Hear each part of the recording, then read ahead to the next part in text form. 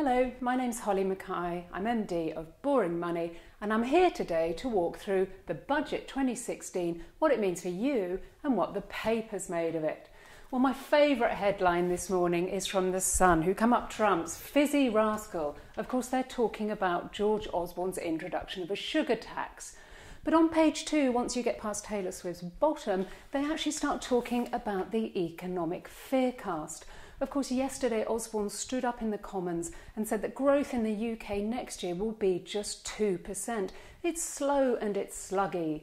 He blamed China, he blamed the global economic slowdown. In fact, he blamed everybody but his cat, Freya. It's not all positive feedback to the budget. The Daily Mirror here talking about sugar and spite and talking about Osborne's dire economic blunders. Yes, he has staked his political campaign on getting the UK back to a surplus by 2020. And it is a bit of a gamble. The Mail reporting, Mail quite smug this morning actually, in a great budget for Middle England, but they do talk about George's awesome gamble. He's got to get back to that surplus. Not very impressed with the Mail because on page 3 their analysis of the budget really focuses on little more than Theresa May's cleavage. Moving to the Metro, they say yes, these cuts, he's got to find an extra £3.5 billion. And the budget was bad news for the British disabled person. The Times estimating this morning that it will impact 600,000 disabled people in the UK. And Robert Peston yesterday really hitting a nerve when he tweeted, "Cutting the benefits to disabled people raises £1.2 billion, which is the same as cost of cutting capital gains tax and raising the higher rate threshold." Food for thought.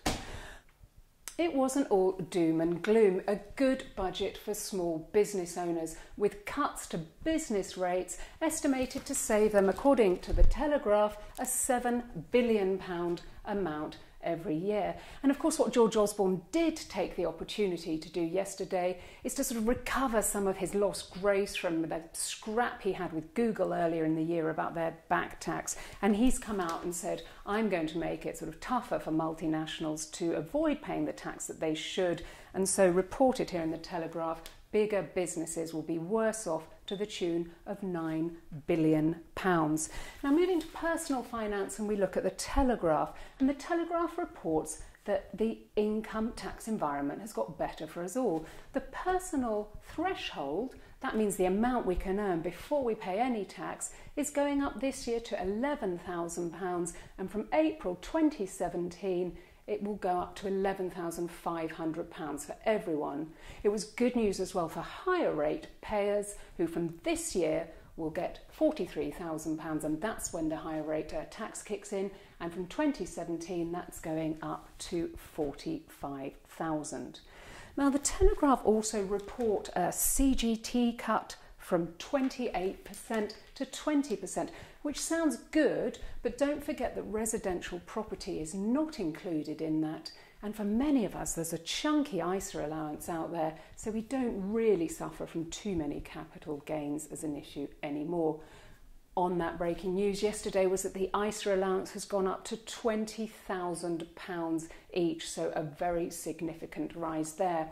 Don't forget that that's also sort of coming in against a backdrop of the personal savings allowance. So from this April, for basic rate taxpayers, the first £1,000 you get in interest on a savings account is tax-free. For higher rate taxpayers, that's £500. Moving to conclude our paper review to the Times, and of course they talk about the big rabbit out of the Chancellor's hat yesterday, and that is the lifetime ISA. If you're a basic rate taxpayer saving for your first house, aged between 18 and 40, I think this is seriously good news. For every £4 you put into this ISA, the government will top it up with £1, and you can pay in up to £4,000 a year. Now you can use that money either for the purchase of a first home up to the value of £450, or for your retirement income when you hit 60. There is a 5% exit fee though, so just be careful once you save into that money. If you've already bought a first house, you can't get your hands on it till you're 60. So sort of mixed feedback from the papers about the budget, and the final gloomy word on the back page of the Times. Sayonara, Arsenal. I never did like Mr. Suarez much anyway. Thanks for listening.